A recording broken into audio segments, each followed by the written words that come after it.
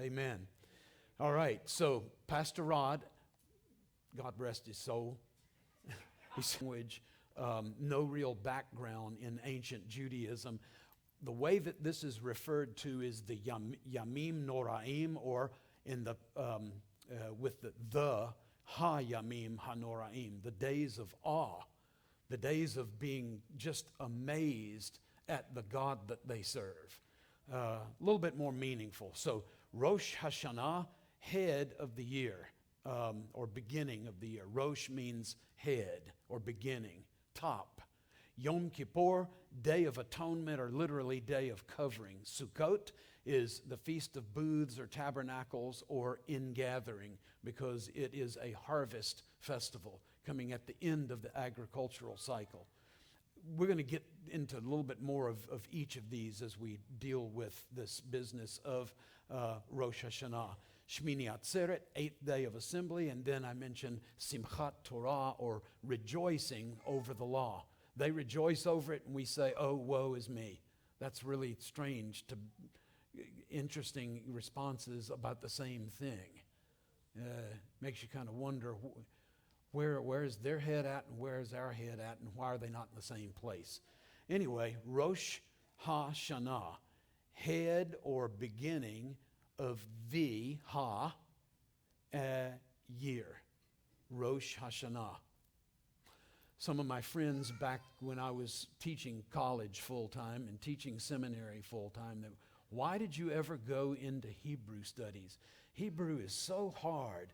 All Hebrew is just a bunch of chicken scratch, and the letters and what have you. And I go, okay, well, if you like 36 forms of the word the, you need to go into Greek. Hebrew knows only one form, and you just learned it, ha. That's one of the reasons I went into Hebrew and not into Greek. Mama didn't raise no fool. All right, head or beginning of the year. What we're going to try to accomplish tonight in this study is we're going to try to hear carefully from the Hebrew Bible, the Old Testament, Jesus' Bible, Paul's Bible, John the Baptist's Bible, etc.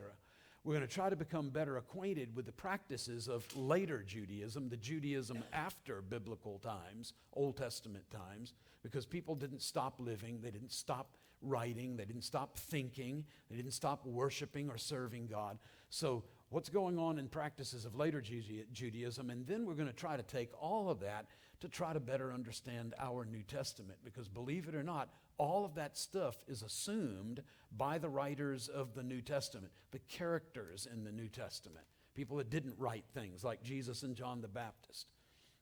So let's dive off into the deep end of the pool. In the book of Exodus, we start hearing about this Rosh Hashanah. It's just not called that at this time. We're talking 3,400 years ago with Moses. So Moses doesn't have the phrase yet, Rosh Hashanah, because it hadn't been coined yet. How does he refer to it? You shall also observe the feast of the ingathering. And the ingathering, that's harvest. That's Sukkot, Tabernacles, Booths. At the end of the year. And in Hebrew, it's B'tzeit Hashanah. I've transliterated it there for you. It means at the going out of the year. And so the ingathering, the harvest, is taking place for Moses in the book of Exodus at the end of the year. But you're saying, no, this is not the end of the year. We're only 3/4 of the way through, Moses. You got to wait till January the 1st. And Moses is going, what's a January? That kind of thing. He's not living in this reality that we live in. He has his own reality that he's living in. So this B'tzeit Hashanah, it's literally at the going out of the year. It's like when one year is done, and and the other year, another year is coming on board. B'tzeit Hashanah, when you gather in the fruit of your labors from the field. Very clear that it's a harvest festival. It's coming right about this time of year. So at the end of the year, we have in Exodus 23, Exodus 34, and you shall celebrate the feast of ingathering. It's the same phrase that we saw just a moment ago in 23, the feast of the ingathering. But now it's at the turn of the year, Kufat Hashanah. And that's probably as good a translation as I can suggest to you. It's the period or the age or the time period of the year, meaning that it's the time for another year to start. And we're at the very end of one and at the beginning of another. Then we have this interesting piece from archaeology. It's referred to, you can look it up on Wikipedia. The article is there. There'll be a picture that looks a lot like the one that you see on the screen. This is called the Gezer calendar. There's a place in Israel called Gezer. It's mentioned in the Bible multiple times. And this archaeological artifact was recovered during excavation in the area of the Old Testament city of Gezer. It comes from the 10th century BC, and if that doesn't mean anything to you, that means it goes back to the days of David and Solomon and the building of the first temple in Jerusalem. This thing is only 3,000 years old, and guess what? We have it. Isn't that cool? That we've got something that goes back, here, and I see the signs on the side of the road.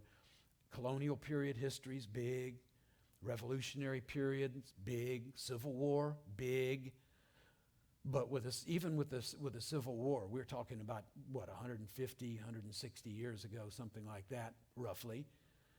And I used to think when I would go to museums and I saw, a belt buckle from the Civil War or a mini ball, something like that, a sword. Man, that's ancient history. When we sold everything and moved to Israel in 1982, we stepped back not hundreds, thousands of years in history. You can walk up to complete gates that are still intact that date back 4,000 years ago, back to the days of Abraham and before. So the Gezer calendar, 3,000 years ago, time of David and Solomon and the building of the first of the two Jewish temples. And the Gezer calendar has, in beautiful Hebrew, written by someone who was either practicing or whatever. I can't imagine practicing writing on a rock, but that's such as it is. And we have the translation. It's beautiful. It's a calendar, basically, or it describes the way that the months of the year work. There are 2 months for gathering. This would be the month of Tishrei, which conforms basically to our October and November. Notice that's at the beginning of the calendar. That's the first of the calendar. 2 months for planting. That's December, January. 2 months for late sowing. That's February, March. 1 month for cutting flax. That's when you start getting the first of the first fruits of stuff, April. And 1 month for reaping barley, May.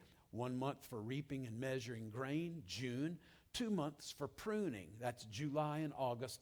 And 1 month for summer fruit, which corresponds to September, and that comes at the end of the Gezer calendar. The last month of this person's calendar, which is basically all about agriculture. You notice this? Okay, I remember when North Carolina and South Carolina were agricultural states. I'm not exactly sure what happened, but I think I blinked.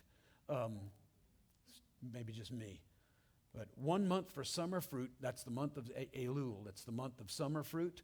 And that is September, and that's when the Jewish year ends, or at least the agricultural calendar ends. Since we're on archaeology, you guys like archaeology? I haven't met any people, conservative, Bible-believing Christians, that weren't interested in archaeology.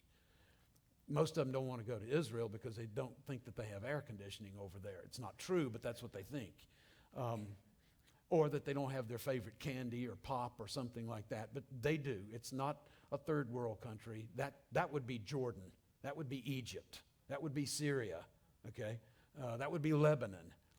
Israel is a first world country. I guarantee you there are more cell phones there per capita than there are in the United States. Their whole country is a cotton-picking hotspot. You can't get out of Wi-Fi range. We have Wi-Fi on our bus. Thank you very much. Okay, so in that first world country, of the land of Israel. I studied with an archaeology professor named Dr. Gabriel Barkai. And Gabriel was Gabi, we called him. Everybody has a nickname there. That's why Wave fits in so well, especially when you translate it into Hebrew. It actually becomes a very popular name. Here, nobody has that name.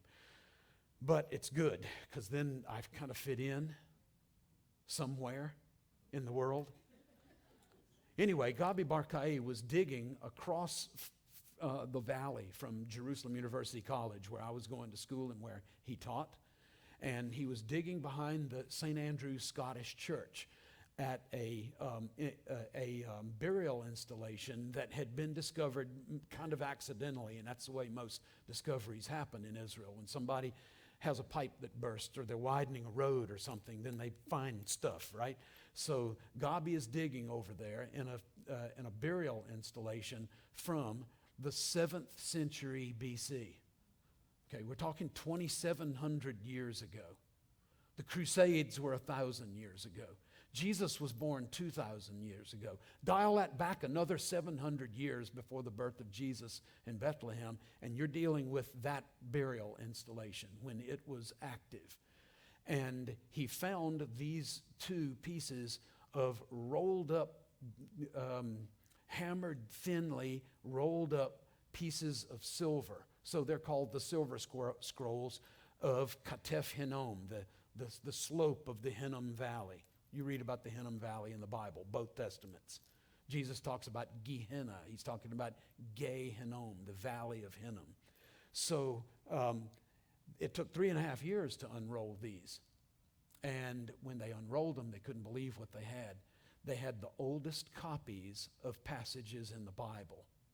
You imagine that? 2,700 years. We've got Bible stuff from 27. This predates the Dead Sea Scrolls by 4 centuries. 4 centuries. That's twice as long as we've been an independent nation. 4 centuries. And so the text of this says, Yivarechecha Adonai v'yishmerecha. May the Lord bless you and keep or guard or protect or watch over you. May the Lord lift up cause his face to shine upon you and be gracious or favor you. May the Lord lift up his countenance to you and give you shalom. And it's there in, I was going to say black and white, but it's there on silver. Isn't that amazing? And it's word for word, basically letter for letter, what the Hebrew Bibles of today, the printed versions coming off of printing presses now, what those read. And that's how far back your Bible goes. And my question is, can we trust the text of our Bible? You know, when those guys back in the day, when they were writing it by candlelight and they were writing it in by hand and stuff like that, did they actually get it right? The silver scrolls from Katef Hinnom 2,700 years ago are saying to the nines they got it right. You better believe they got it right. So there you have some more writing, kind of like the Gezer calendar. Gezer calendar, 10th century BC. These guys, 7th century BC. The Siloam Tunnel inscription. You've heard of the Pool of Siloam, right? And it's also called Hezekiah's Tunnel. You've heard of Hezekiah, right? Okay, so Hezekiah, the Bible describes it. 2 Kings, 2 Chronicles, and Isaiah chapter, I believe it's 22. Toward the end of the chapter. And you also built the lower pool and made water come inside the city. So you've got that. And these guys are digging under the ground, or under the bedrock that David's Jerusalem rested on. And they finally meet, according to this text here, axe head to axe head. And the water flowed from the Gihon spring into the city, so that they would be ready for the Assyrian invasion of the late 700s BC. Never happened because they surrounded Jerusalem, and then 185,000 were found dead on the ground the next morning. You've read about this in the Bible. You've heard it preached about. Well, this is basically a rock video telling you about Hezekiah's preparations for that siege by the Assyrian army. Anyway, we get this from the 8th century BC, so we're kind of marching all around time here, looking at ancient Hebrew writings. Here's the Gezer calendar, and that fits in with all this other stuff that we now have. And by the way, it was only a couple of decades ago that liberal scholars were having their heyday, and they were saying, well, there's no indication that Israel was even in the land at this time. There wasn't a people called Israel, et cetera, et cetera. And now most of these people have gone silent. They haven't apologized, but they're also not pushing this narrative like they were a couple of decades ago. Well, there was no such thing as ancient Israel. By the way, this is what the PLO, now called the PA, does. They say there's no indication that there was ever a Jewish presence on this mound, on the Temple Mount. And we have got overwhelming stacks, heaps of evidence saying otherwise. We have over 100 pieces of the floor of Herod the Great's temple. So, and that's just the flooring. That's just the tiles on the floor. Anyway, Gezer calendar. The Keapha Ostracon, and that's just a fancy word. There's a place called Herbet Keapha. We know of it as Sha'araim. It shows up in the Hebrew Bible one time, but it's in an important place because it's when the Philistines are running away after David has killed their champion. You remember that guy? He's kind of a big fellow. Maybe you heard this story.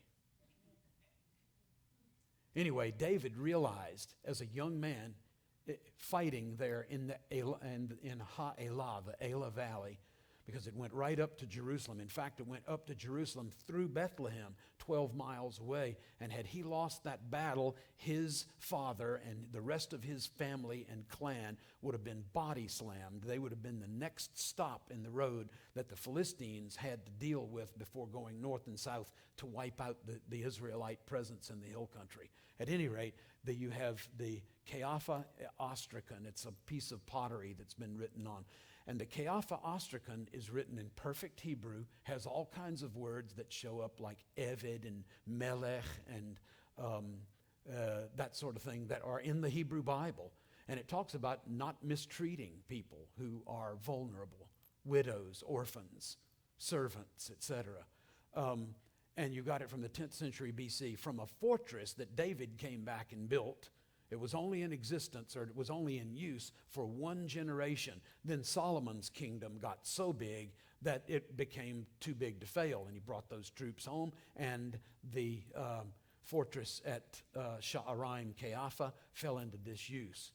But dated very clearly from the pits of dates and olives and that kind of thing, with Hebrew there, it's very clear that this is an Israelite fortress, and those carbon dates take us back to the 10th century BC. But more Hebrew writing coming out of the ground saying, yes, there was a Jewish presence, and they were strong enough that they built a fortress to protect this important access point to the hill country from the coast where the Philistines had their primary settlements. Here's one that was found just recently in the city of David, in the oldest part of Jerusalem.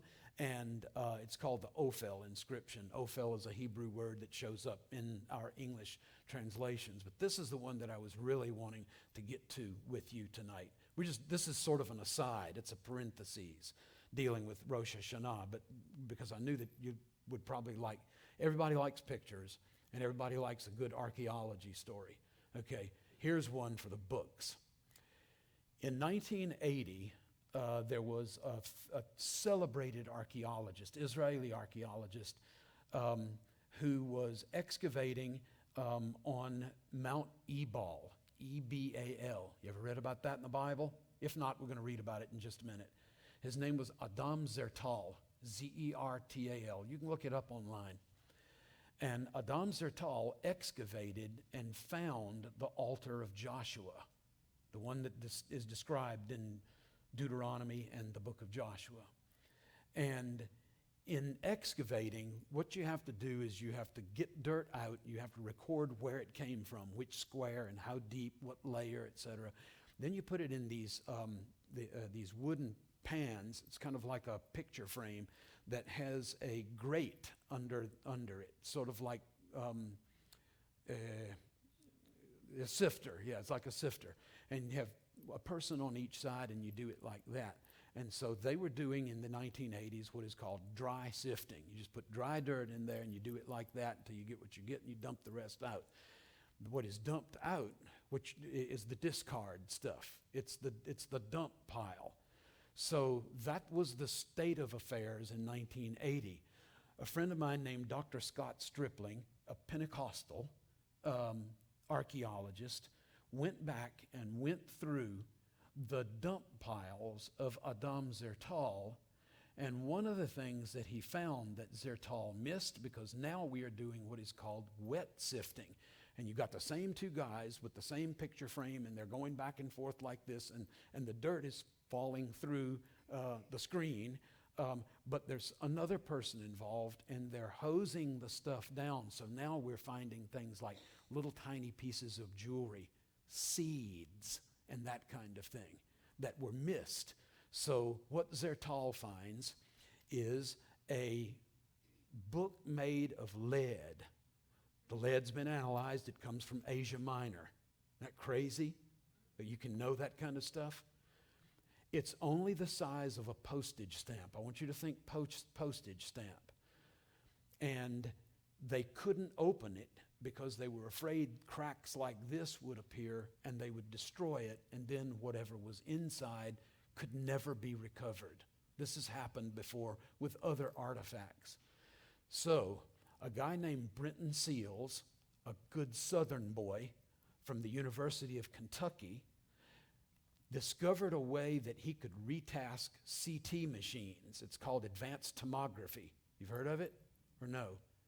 There are articles about it. I've written one where now we can scan with a CT, advanced CT, you can scan a scroll without unrolling it, without opening it. That maps the surface of the scroll. Then you change the setting just a little bit and you rescan it, and what you get is you get raised places in that scroll. What that is dried ink. And it gives you a picture, like a 3D picture of what is inside of that scroll. So we have now unrolled digitally a number of scrolls like this and been able to read them without destroying them in the process. One, for example, from Ein Gedi, it's called the Ein Gedi scroll, dates to the 1st century AD. It was being read in a synagogue there in Ein Gedi at the time that Jesus and John the Baptist and Paul were walking the roads of the land of Israel. Is that amazing? You say, well, we've got the Dead Sea Scrolls, so what difference does that make? The Dead Sea Scrolls are not complete. And the Ein Gedi scroll had Leviticus chapters 1 and 2, and those chapters were not found in the Dead Sea Scrolls at Qumran. So this stuff is important. You've heard of Pompeii, right? Not the general, but the location, Pompeii. Okay, destroyed when Mount Vesuvius erupted in AD 70. We're talking about New Testament times, right? And so, trapped underneath all of that soot, ash, and lava, they have excavated like crazy, but not the whole thing.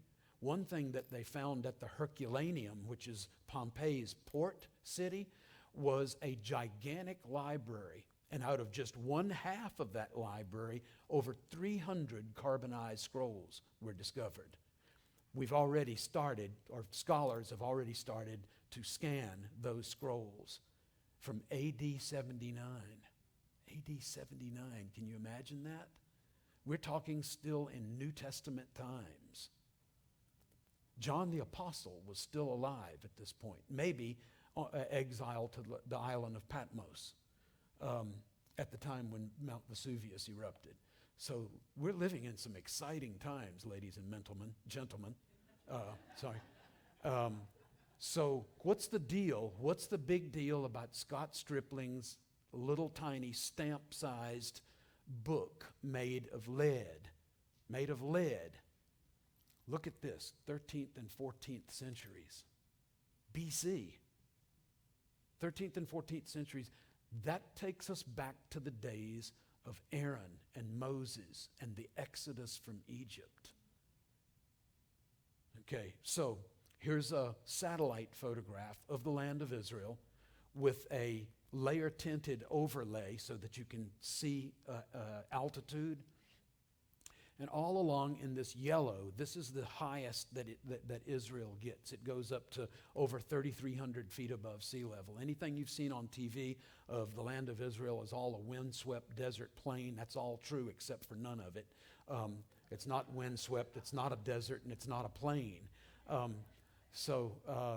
This is hill country. Snows up to over a foot sometimes in one snow. Here's 9,200 feet plus above sea level. Mount Hermon, it's in snow year-round, snow-capped year-round. Where do the waters of the Jordan River come from? From the melted snows of Mount Hermon. Comes down, runs down through here into the Sea of Galilee, runs down here and into the Dead Sea. All melted snow. Fascinating, huh? Well, yes, I know, but I didn't know that in the land of the Bible it snowed. The Bible talks about snow. Multiple times the Bible is talking about snow. People in the Bible know about snow. Otherwise they wouldn't be writing about snow. Anyway, here you have Jerusalem. Okay? It's more or less even with the northern shore of the Dead Sea. This is north, this is south, west, and east. This is Jerusalem. About 25 to 28 miles straight north in the hill country is the city of Shechem. The city of Shechem. Today it's called Tel Balata. That's the archaeological excavation. In modern day Israel parlance, it's referred to as Nablus. Nablus. Nablus is one of the Palestinian Authority's capitals in the West Bank, quote unquote. You have Ramallah to the south, and you have Nablus to the north.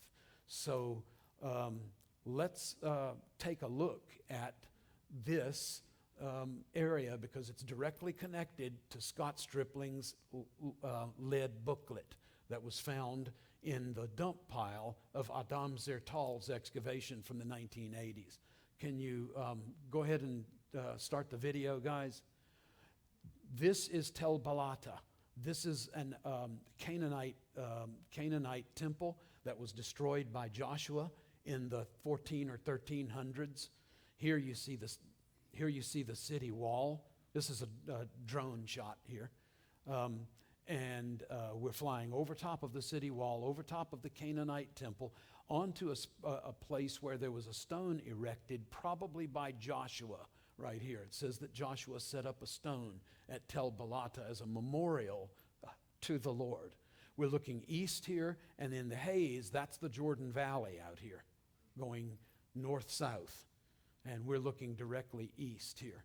In a second, we're going to start bending to the south, and you will be able to see Mount Gerizim.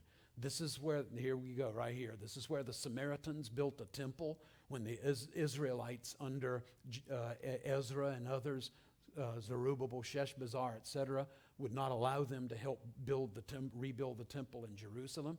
And this mountain is called Mount Gerizim. This is where 6 of the tribes of Israel were placed to recite the blessings of God for obedience to the scriptures.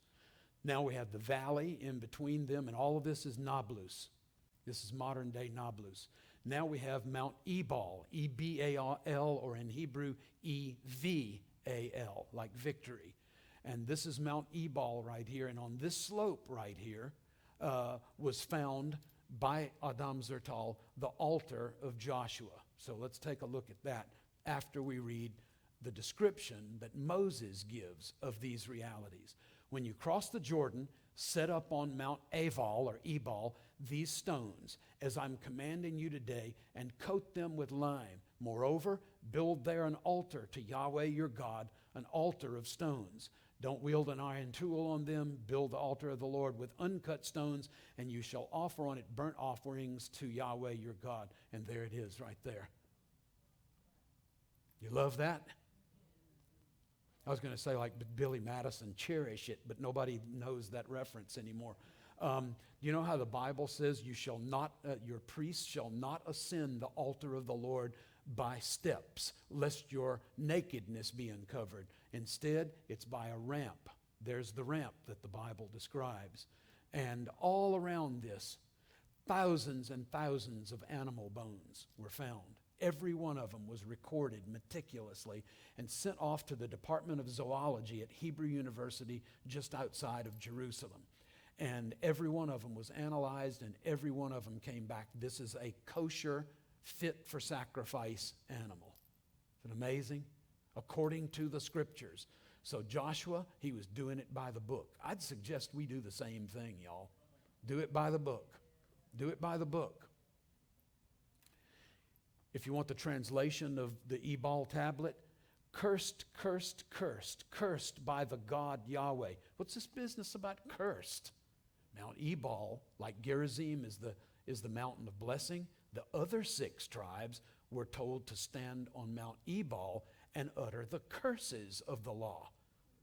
You know how when it says that Jesus delivered us from the curse of the law, freed us from the curse of the law? It's not the law that's a curse. The law contains a curse for people who don't obey. It's like, if you don't do it by the owner's manual, guess what happens? Okay, kids, you play out in the highway, guess what's going to happen? Is basically what God is trying to get across to us. These things are for you to live, to give you life, not to restrict you. 1 John says, and his commandments are not burdensome. They're supposed to bring us into abundant life, not restrict us, just to protect us from stuff that can kill us. Cursed, cursed, cursed by the God Yahweh. That's the first time that this word, this name of the Israelite God, we still refer to him today as Yahweh or Yahweh. This is the first time that it's recorded by an Israelite, Hebrew writing, Hebrew speaking, Hebrew reading author. Cursed, cursed, cursed by the God Yahweh. You will die cursed. Cursed, you will surely die. These are poetically parallel. And then this line is poetically parallel with that one. It's called ABBA parallelism, and it shows up in the Psalms and Job and all over the place. Cursed by Yahweh, cursed, cursed, cursed, just like this. So the word arur, that's the word for cursed, is a word that shows up in our Bible. It absolutely shows up. And utter the curse on Mount Ebal. Blessing on Gerizim, curse on Ebal. Deuteronomy 27. Cursed, arur. Let me play this back just real quick for you. Do you see that? Does it look just like this? That's the reason that I reproduced that. That's the word that shows up in the Hebrew Bible. The original, divinely inspired stuff that God gave to Moses to write. Cursed is he who does not conform or establish the words of this law by doing them. Does that remind you of Jesus in Matthew chapter 7, by the way? Every man who hears these words of mine and does them will be like the man who built his house on the rock. And the winds came and the rains fell and the floods came, but the house stood because it was it was established on the rock. But the foolish man built his house on sand, and when the winds came and the rain fell and the floods came, then the house fell and great was its fall. Jesus says, blessed are you if you hear these words of mine and do them. Hearing and doing. It's in the Torah, the words of this law, and do them. And all the people shall say, Amen. All right, now let's go back to, we finished with, did you have fun with that little break in archaeology? It was just kind of an archaeology commercial. I know y'all, some of y'all are going to be signing up to volunteer to do excavation next year when it comes around. I know y'all. Yeah, don't think I don't. Pastor Rod and I talk.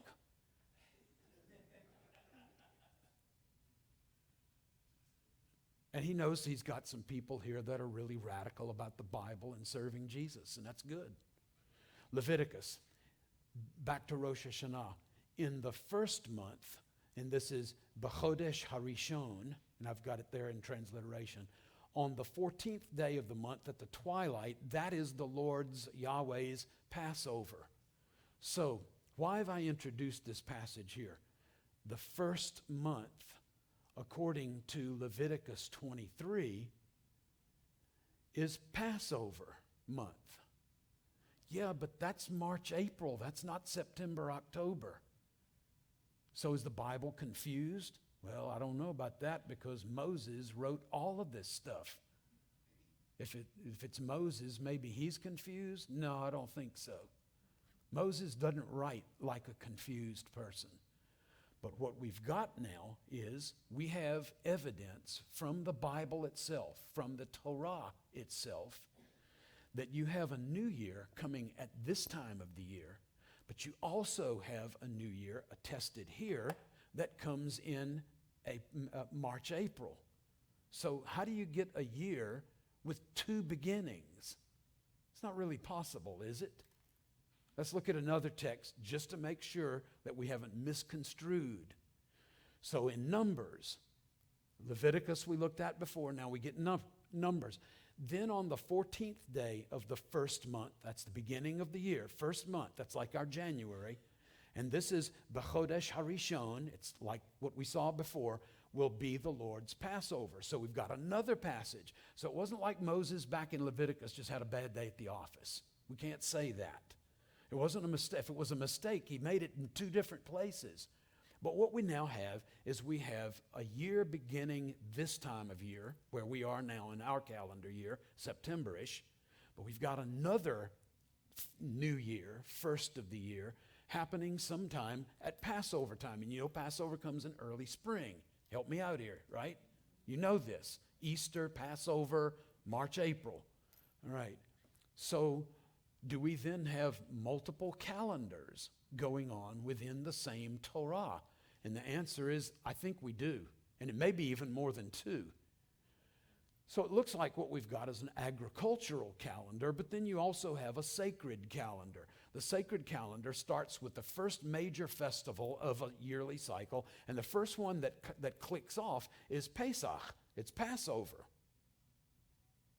So then you've got a sacred year, and you've got an agricultural year that's based on the normal agricultural cycle of when you harvest, that's the end of the year. When you put in seed, when you plow, when you this, that, and the other, that's the beginning of the year.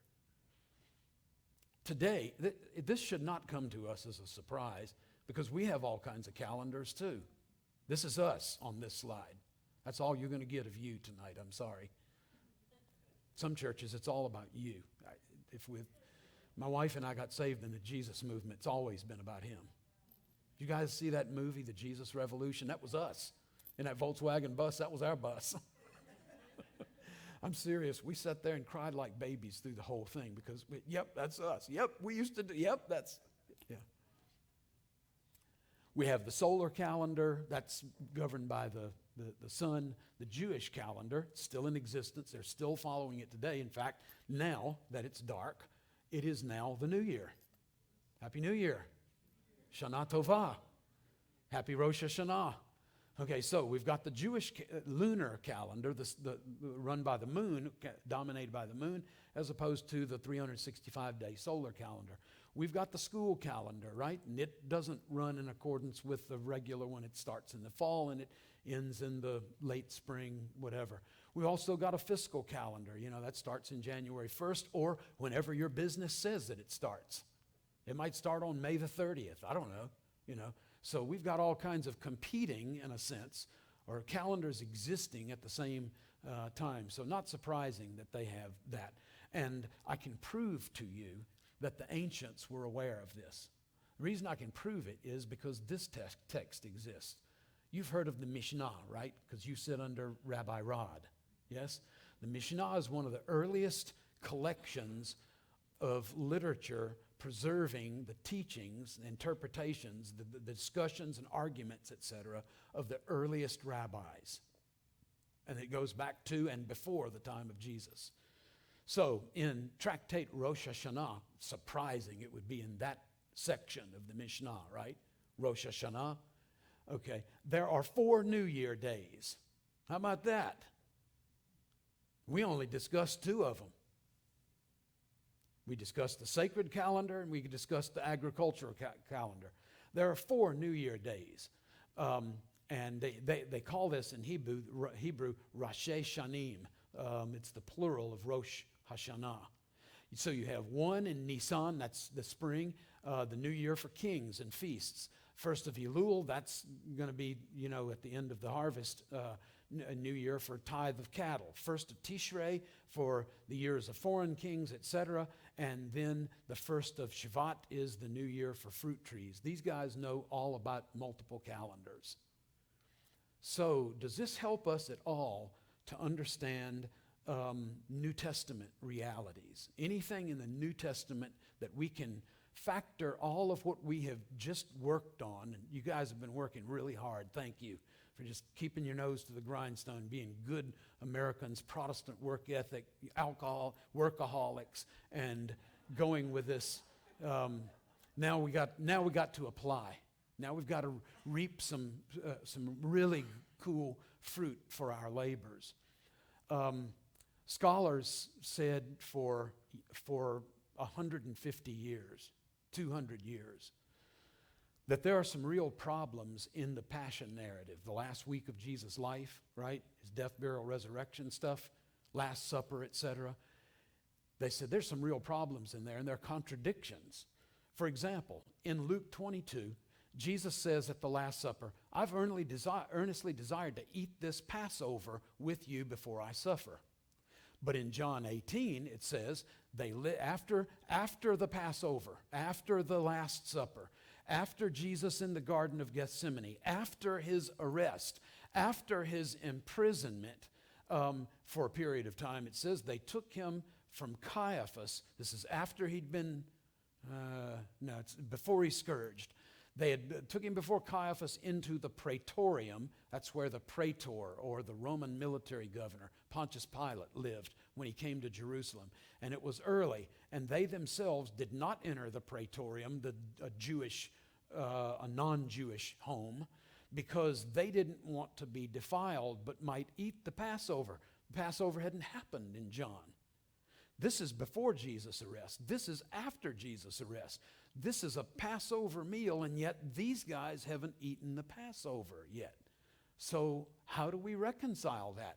Do we have to, as conservative Bible-believing Christians, just have to roll over and play dead and say, well, yes, I guess there are contradictions. I guess there are mistakes. Somebody messed up here in the Bible. And so I guess, logically you could say, well, if there's a problem here, well, then there are problems in other places in the Bible, so you really can't trust any of it. Is that where we have to live and move and have our being? What is going on, evidently, is, and the Dead Sea Scrolls bear it out, the book of Jubilees bears it out. It's not a Bible book, but it's ancient archaeology in words. The book of First Enoch bears it out. It's not Bible, but it's literary archaeology. It's literature from the ancient world. And all of them are saying that there are different times that different groups in Jesus' day were celebrating major Jewish festivals, like Passover, like other Jewish observances, like Yom Kippur, which we'll talk about tomorrow morning, the Day of Atonement. Because they're reckoning time in very fundamentally different ways. Just as one example, some groups were advocating that the sun be followed because it consistently records or consistently repeats in 365-day cycles, whereas the moon only has a 354-day calendar. And so if you keep following the moon, you will eventually be celebrating, for example, the Feast of First Fruits when there's still snow on the ground and nothing's growing. It only takes a few years to get that far off. And so the rabbis have to add a month. Did you know that there were 13 months in some Jewish years? It's true. And it has to happen that way because every 3 years you're losing 10 or 11 days. And you have to add, it's called intercalation. You have to add a month. It's called Adar Hasheni in Hebrew, the second Adar. So you have the first month of Adar, and then you have another month called Adar Part 2, So it sounds so weird, and yet this is the reality, is that certain Jewish groups were following the lunar calendar, and some Jewish groups were following the solar calendar. You know the Dead Sea Scrolls, right? The Dead Sea community was a solar calendar following Jewish group in the time of Jesus. And so they, as opposed to the people in Jerusalem and folks in control of the temple and that kind of thing, are celebrating Jewish festivals on very different days. Very different days. And so now we understand this, and we're also understanding it from as far back as the Gezer calendar, as far back as 3 millennia ago. Somebody was scratching on a piece of rock. We do this in this month. We do that in that month. And then at the end of the year, this is when we harvest, at the end of the year. Isn't that fascinating? And yet we've got passages in the Torah that tell us that Passover, March, April, that's the beginning of the year, not this time of year. So what we have done tonight is we have uncovered a reality in the ancient world with archaeology, with ancient text from the Hebrew Bible or Old Testament, with material from the New Testament, stuff from outside the Bible. We've looked at some rabbinic literature, and we've come to realize that, you know what, I have a better handle now on some passages in the Old Testament that I just kind of had to ignore because they didn't make any sense. 2 New Years in the same year? Yeah, just reflecting 2 different calendars. Agriculture versus the sacred calendar with the cycle of festivals. We've also factored that into New Testament realities. And I think that that is a lot of fun. Understanding a Bible that maps out for us how we're supposed to live and the reason why we have hope for eternity, we ought to be able to get on board with. And we've got some passages that were otherwise unintelligible, could not be understood, couldn't get our heads around them. And now it's kind of like, well, that just really wasn't all that hard, was it? Anybody strain a muscle so far? Anybody's brain explode? No. If this stuff was that hard, I would be doing something else. I'm not the brightest bulb on the tree. But I am grateful for evidence, because our faith, here's another takeaway. Our faith is not based on speculation. Our faith is not based on philosophy.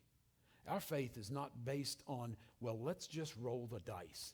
Let's just hope against hope. You know, that was kind of the Elvis Presley approach to life. Elvis, I noticed that you've got all these different pendants around your neck. You've got the Islamic crescent, you've got the Roman Catholic crucifix, you've got the Protestant cross, you've got the Star of David, and Elvis says, oh, I want to miss heaven on a technicality. You know, it's like, no, it's a little bit more than just rolling the dice here. We're talking about eternal destiny. And what we're talking about here, is a Bible that can be trusted and a faith that is evidentially based. It's based on evidence. And I just submit to you that tonight we've had a whole lot more fun than if you'd stayed home and watched Dateline, right? Because on that show, I can guarantee you somebody's going to die. But am I right? Every week, man, every week, somebody just breaks your heart the way people treat each other. Marry somebody, 5, 15, 25 years later, kill them. Let God sort them out. No, there's a better way. Yeah, so nobody's died tonight. Hallelujah. So I'm just supremely blessed that we've got a Bible that we can trust, a Bible that is evidentially verified, that we've got a faith that's not just pie in the sky by and by, but it's real, and it's based on hardcore, solid rock evidence. And that we've got a God who stands watching over his word, waiting to perform it.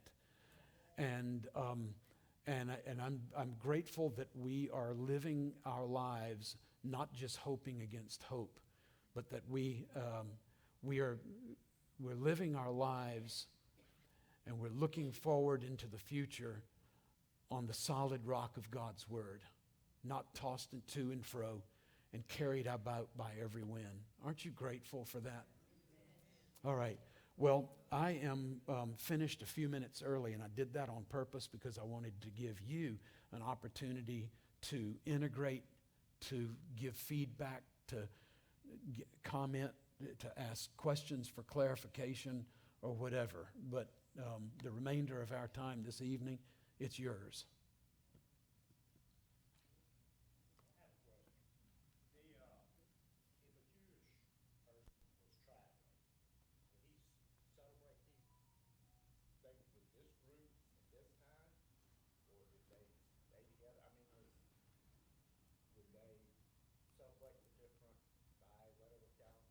So, for example, Jews living in the land of Israel, they got about an 8-hour head start on Jews living in the United States because there's a time difference. So it's wherever you happen to be. I don't know if that is directly addressing your question, but it's not like, when the clock strikes 12 all over the world, everybody turns into pumpkins. Rather, it's everybody turns into pumpkins depending on what time zone you happen to be living in.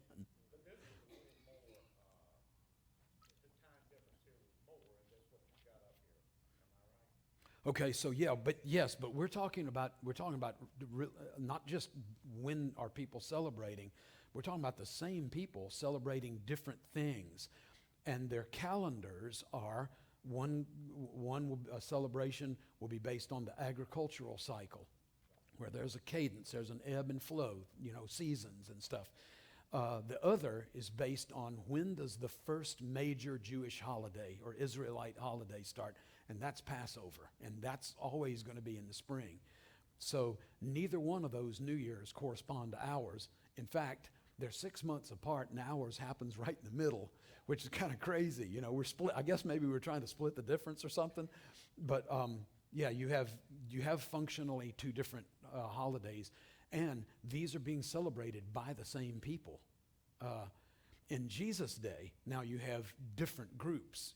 Judaism has become, if you want to call it, denominationalized. Pharisees, Sadducees, Essenes, Zealots, Samaritans, apocalyptic groups, Jews living inside Israel, Jews living outside of Israel, people believing, practicing, interpreting the Bible in different ways.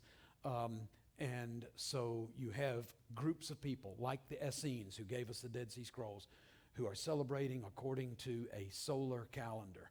And then you have the Sadducees and Pharisees, and it's very clear they're celebrating according to the lunar calendar. The Bible, interestingly, gives place for both. But it does mean that there's, like in the Luke 22 versus the John 18 thing, it does tell us that there's a way that Jesus, he is smart enough where he figured out a way that people could have their cake and eat it too. He could celebrate the Passover according to the Essene calendar with his disciples and have a final Passover. But then he can die at a time when the majority of Jews are celebrating according to a lunar calendar, and everybody will have the best chance possible to connect his death to the deaths of the Passover lambs for that year. That's pretty neat on his part. He gets to have his cake and eat it too. He's a really smart guy.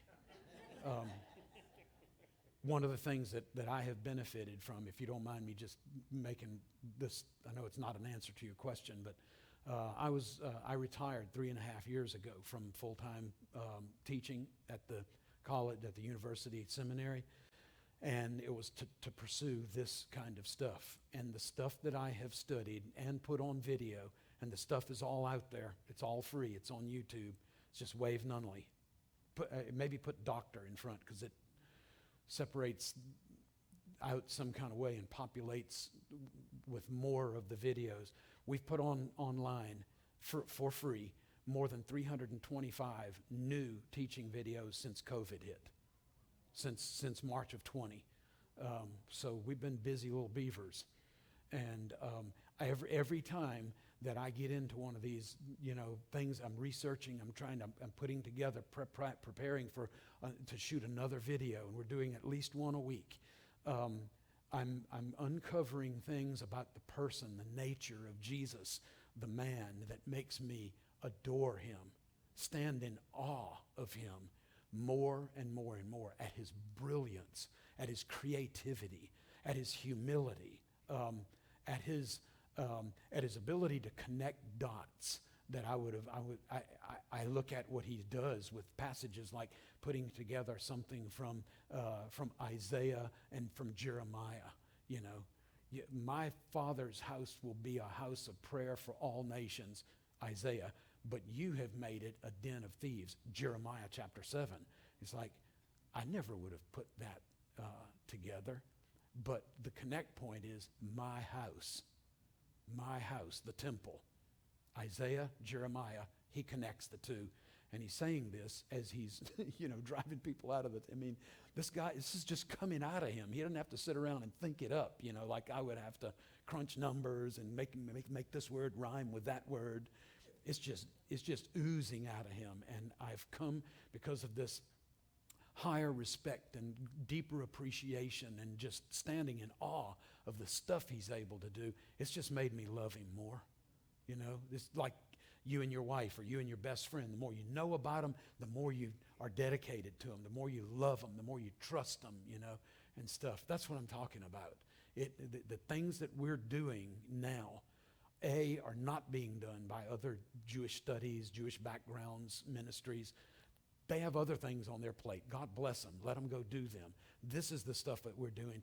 But instead of it turning me into an egghead or puffing me up, it's making me realize a greater level of humility and a greater love for him. That's, after all, what it's all about. Anybody else, I'll be quiet and let you talk. I said I would. Thank you.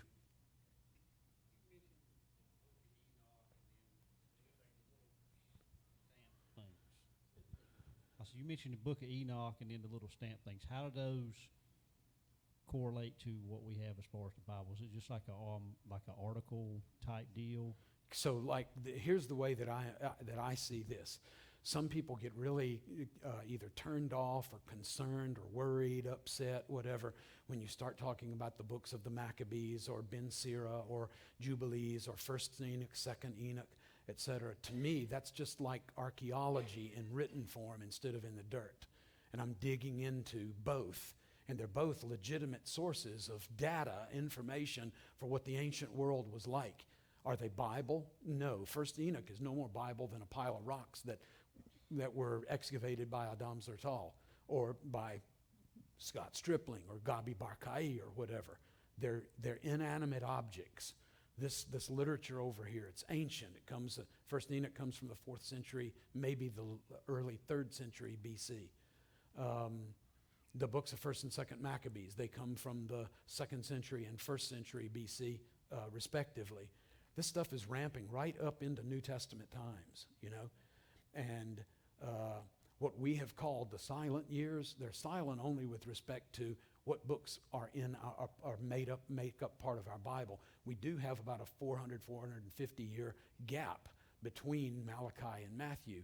But that's a gap biblically. That's not a gap in terms of people thinking and writing and culture developing and theology coming online. And, folks are starting to talk about the Messiah. And we talked about this, Pastor Tim, about people being really aware of demonic activity and that it is negative and hurtful to people. And there is a way that it's possible to remove those demonic presences, to let people live free the way that God created them and intended them to live, just like in the Garden of Eden, free.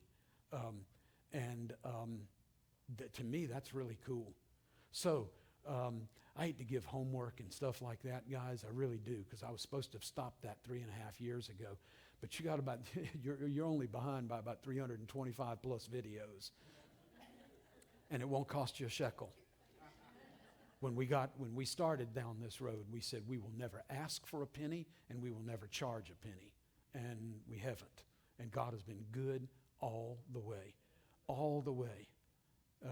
The more that we study to show ourselves approved, the more we invest in the body of Christ, invest in individuals' lives, the gooder God gets. It's a beautiful thing. So we're just having fun, and we're still in the Jesus movement. We're still Jesus freaks, and we're still in our minds riding down the road in that VW van, Man, I tell you what, it could have been a prop in the movie.